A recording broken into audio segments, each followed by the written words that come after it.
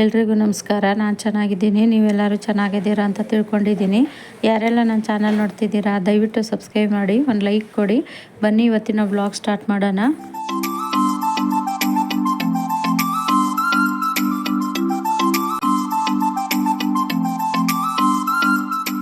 ನಿಮ್ಮೆಲ್ರಿಗೂ ಗೊತ್ತಿರೋದೆ, ಹೂಗಳು ಯಾವಾಗಲೂ ಸೂರ್ಯನ ಬೆಳಕು ಬೀಳ್ತಿದ್ದಂಗೆ ಅರಳುತ್ತೆ. ಆದರೆ ಈ ಹೂವು ಮಾತ್ರ ರಾತ್ರಿ ಅರಳಿ ಬೆಳಗ್ಗೆ ಅಷ್ಟರೊಳಗೆ ಬಾಡೋಗುತ್ತೆ. ಈ ಹೂವು ಯಾವುದು ಅಂದರೆ ಇದು ಬ್ರಹ್ಮಕಮಲ. ನೋಡಿ, ನಾನು ಒಂದು ಸಣ್ಣದೊಂದು ಎಲೆ ತಗೊಬಂದು ನಾನು ಒಂದು ಚಿಕ್ಕದು ಕವರಲ್ಲಿ ನೆಟ್ಟಿದ್ದೆ. ಅದು ನೋಡಿ ಚೆನ್ನಾಗಿ ಬಂದಿದೆ. ಇವಾಗ ನಾನು ಅದನ್ನು ಬೇರೆ ಪಾಟಿಗೆ ಶಿಫ್ಟ್ ಮಾಡ್ತಾ ಇದ್ದೀನಿ. ಅಂದರೆ ಅದು ನಾವು ಏನು ಒಂದು ಎಲೆ ಹಾಕಿದ್ರೂ ಸಾಕು ಬರುತ್ತೆ. ಇದೇನು ಬೇರು ಸಮೇತನೇ ತಂದು ನಾವು ಹಾಕಬೇಕು ಅನ್ನೋ ಥರ ಏನೂ ಇರೋದಿಲ್ಲ ಇದಕ್ಕೆ.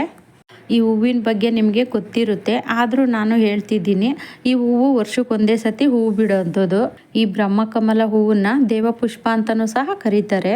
ಈ ಹೂವು ತುಂಬ ಔಷಧಿ ಗುಣ ಹೊಂದಿರುತ್ತದೆ. ನಾನು ಇದಕ್ಕೆ ಮುಂಚೆನೇ ಮಣ್ಣೆಲ್ಲ ರೆಡಿ ಮಾಡಿ ಇಟ್ಕೊಂಡಿದ್ದೆ. ನೋಡಿ, ಇದು ಪಾಟೂ ಅಷ್ಟೇ, ನಾನು ಗಾರ್ಡನ್ ವೇಸ್ಟ್ ಎಲ್ಲ ತುಂಬಿಸ್ಬಿಟ್ಟು ಪಾಟ್ ರೆಡಿ ಮಾಡಿ ಇಟ್ಟಿದ್ದೆ.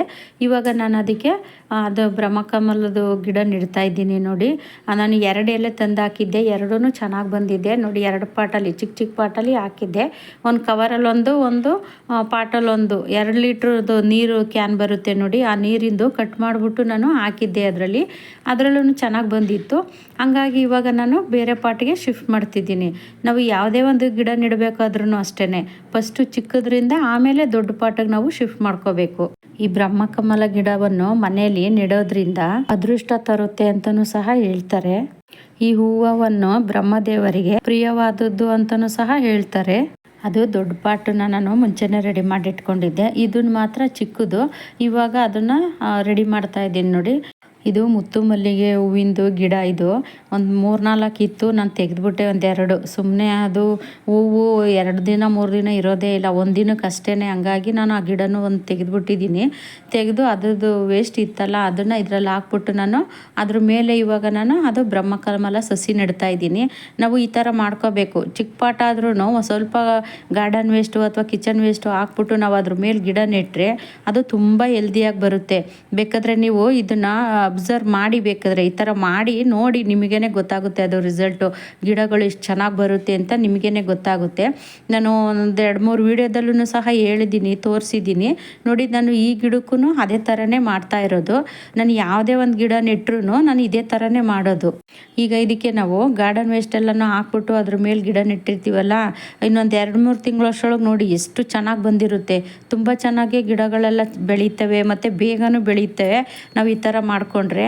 ಇದನ್ನೇನು ನಾನು ಜಾಸ್ತಿ ದೊಡ್ಡ ಗಿಡನೂ ಸಹ ತಂದೇನು ಹಾಕಿರಲಿಲ್ಲ. ಅಲ್ಲಿ ಯಾರೋ ನಮ್ಮ ಫ್ರೆಂಡ್ ಮನೆ ಹತ್ರ ಹಾಕಿದ್ರು. ನಾನು ಅವ್ರ ಮನೆಗೆ ಹತ್ರ ಏನಕ್ಕೋ ಹೋಗಿದ್ದೆ, ಆವಾಗ ಕೇಳಿದೆ. ಅದೂ ಅವರು ಕೊಡೋಕ್ಕೂ ಕೈಯೇ ಬರಲಿಲ್ಲ. ಅದರಲ್ಲೂ ಒಂದು ಅರ್ಧ ಎಲೆ ಕಟ್ ಮಾಡಿಕೊಟ್ರು. ಇನ್ನೇನು ಮಾಡೋದು ಅಂದ್ಬಿಟ್ಟು ನಾನು ಅದು ಅರ್ಧ ಎಲೆನೇ ತಂದು ಸಹ ನೆಟ್ಟಿದ್ದೆ. ನೋಡಿ, ಅರ್ಧ ಎಲೆಯಿಂದ ಇವಾಗ ಎಷ್ಟು 3-4 ಬ್ರಾಂಚ್ ಬಂದಿದೆ. ಅದಕ್ಕೆ ನೋಡಿ ಎಷ್ಟು ಚೆನ್ನಾಗಿ ಬಂದಿದೆ.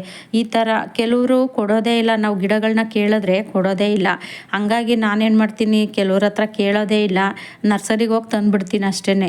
ಇದನ್ನು ಅಷ್ಟೇ, ಅವ್ರು ಅರ್ಧ ಗಿಡ ಕೊಟ್ಟಿದ್ರಲ್ಲ, ಬರುತ್ತೋ ಬರೋದಿಲ್ವೋ ಅನ್ನೋ ಡೌಟಲ್ಲಿ ನಾನು ನೆಟ್ಟಿದ್ದೆ. ಇದನ್ನು ಬಂತು ಚೆನ್ನಾಗೆ. ಬಂದಾದಮೇಲೆ ಇವಾಗ ನಾನು ಅದನ್ನು ಚೆನ್ನಾಗಿ ಬಂತಲ್ಲ ಅಂದ್ಬಿಟ್ಟು ಇವಾಗ ರೀಪಾಟ್ ಮಾಡ್ತಾಯಿದ್ದೀನಿ. ನೋಡಿ, ಅದು ಒಂದು ಪಾಟು ದೊಡ್ಡ ಪಾಟಲ್ಲೊಂದು ಮಾಡಿಟ್ಟಿದ್ದೀನಿ. ಇದು ಇನ್ನೊಂದು ನೋಡಿ ಎಲ್ಲ ಕೆಳಗಡೆನೇ ಬೀಳ್ತಾ ಇದೆ. ಅದಕ್ಕೆ ನಾನೊಂದು ಸಪೋರ್ಟ್ ಕೊಟ್ಟಿದ್ದೀನಿ, ಕೋಲ್ ಸಪೋರ್ಟ್ ಕೊಟ್ಬಿಟ್ಟು ಅದನ್ನು ಕಟ್ಟಿದ್ರೆ ಅದು ಸ್ಟ್ರೈಟಾಗಿ ಬೆಳೆಯುತ್ತೆ. ಇಲ್ಲ ಅಂತಂದರೆ ನಾವು ಅದು ಹೆಂಗೆ ಬೇಕು ಹಂಗಂಗೆ ಬಿಟ್ಟರೆ ಅದು ಅಷ್ಟೇ ಹೆಂಗೆ ಬೇಕು ಹಂಗಂಗೆ ಬೆಳ್ಕೊಂಡೋಗುತ್ತೆ ಅಲ್ವಾ. ಯಾವುದೇ ಒಂದು ಗಿಡಗಳಾದ್ರೂ ಅಷ್ಟೇ, ನಾವು ಸಪೋರ್ಟ್ ಕೊಟ್ಟು ನೀಟಾಗಿ ಬೆಳೆಯೋಕ್ಕೆ ದಾರಿ ತೋರಿಸಿದ್ರೆ ಅವು ನೀಟಾಗಿ ಬೆಳ್ಕೊಂಡು ಹೋಗುತ್ತೆ. ಇದಕ್ಕೆ ಮಣ್ಣು ಅಂತ ಏನಿಲ್ಲ, ನಾನು ಒಂದು ಸ್ವಲ್ಪ ಕೋಕೋಪೀಟು ಮತ್ತು ಟೀ ಪೌಡ್ರು ಇದನ್ನೆಲ್ಲ ಹಾಕ್ಕೊಂಡು ಮಿಕ್ಸ್ ಮಾಡ್ಕೊಂಡಿದ್ದೀನಿ ಅಷ್ಟೇ. ಎಕ್ಸ್ಟ್ರಾ ನಾನೇನು ಗೊಬ್ಬರ ಯಾವುದು ಹಾಕಿರೋದಿಲ್ಲ. ನಿಮಗೆ ಗೊತ್ತು, ನೀವು ನೋಡಿದ್ದೀರಾ ನನ್ನ ಗಾರ್ಡನ್ನಲ್ಲಿ ಎಲೆ ಗೊಬ್ಬರನೇ ಜಾಸ್ತಿ ಇರುತ್ತೆ ಮಣ್ಣಲ್ಲಿ. ಹಂಗಾಗಿ ನಾನು ಇದಕ್ಕೆ ಎಕ್ಸ್ಟ್ರಾ ಗೊಬ್ಬರ ಯಾವುದನ್ನು ಸೇರಿಸೋದಿಲ್ಲ. ರೀಪಾಟ್ ಮಾಡಿದ್ದೆಲ್ಲ ಆಯಿತು. ಅದು ಲಾಸ್ಟಲ್ಲಿ ನೀರು ಹಾಕೋದು ವಿಡಿಯೋ ಮಿಸ್ ಆಗಿದೆ, ಕ್ಷಮೆ ಇರಲಿ. ನಾನು ಇದನ್ನೆಲ್ಲನೂ ಮಧ್ಯಾಹ್ನ ರೀಪಾಟ್ ಮಾಡಿದ್ದು, ಹಾಗಾಗಿ ಎಲ್ಲನೂ ತೆಗೆದು ನಾನು ನೆರಳಲ್ಲಿ ಇಟ್ಟಿರ್ತೀನಿ. ಇನ್ನು ಮಾರನೇ ಬೆಳಗ್ಗೆಗೆ ನಾನು ಗಾರ್ಡನ್ನಲ್ಲಿ ಜೋಡಿಸ್ತೀನಿ. ಈ ವಿಡಿಯೋ ಇಷ್ಟ ಆದರೆ ಒಂದು ಲೈಕ್ ಮಾಡಿ, ಸಬ್ಸ್ಕ್ರೈಬ್ ಮಾಡಿ, ಸಪೋರ್ಟ್ ಮಾಡಿ. ಇಲ್ಲಿಗೆ ವ್ಲಾಗ್ ಎಂಡ್ ಮಾಡ್ತಾ ಇದ್ದೀನಿ. ಮುಂದಿನ ವ್ಲಾಗಲ್ಲಿ ಸಿಗ್ತೀನಿ. ಎಲ್ರಿಗೂ ಟೇಕ್ ಕೇರ್. ಬಾಯ್.